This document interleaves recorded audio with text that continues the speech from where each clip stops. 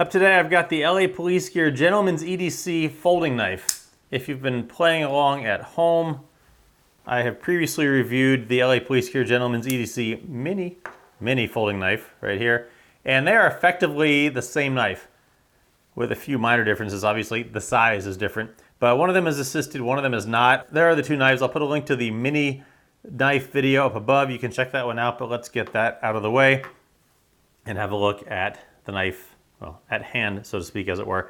This comes in at $19.99, and it's what I would call more of a standard size knife. Not too big, not too small. Sizing on it, the blade is 3 1/4 inches. Overall open length, 8 1/8 inches. And when you fold it, it's going to tuck away in your pocket at 4 3/4 inches. Speaking of tucking away in your pocket, the pocket clip is right-handed, tip up, tip down, carry only. You can reverse it here. And there's a fairly deep carry pocket clip there. I like both of. There's a good amount of space up under this end to get it over thick pants, and then the space up under the pocket clip here is actually decently thick as well. There's no place for a lanyard unless you want to put the lanyard through here, but that's going to kind of interfere with the pocket clip. The scales here are G10. They're kind of a smooth G10, a nice quality G10, but not one of those super grippy, super textured, tear up your pockets G10. It is a flipper, and it has a nice smooth flipper, so that some of the flippers that are textured, and if you're one of those people that just sits around and flips your knives all the time, it gets pretty irritating on your finger. Small thing, I know, but this one is nice and smooth, so that when you go to do it, it just flips right open.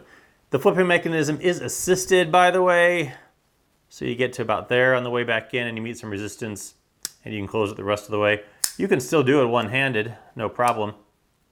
I'm not a big fan of assisted knives, because especially flippers, they tend to rocket open so easily, even especially this little mini baby version, unassisted, just flies right open. It does have a liner lock right there, and you can see not skeletonized on the inside, but it really doesn't weigh all that much. On the blade there, the blade is 440B black stonewashed. LA Police Gear logo there. And on the other side, it is made in China, as you can see right there. There are thumb studs here. If you're so inclined, you could use those, I suppose, to open it.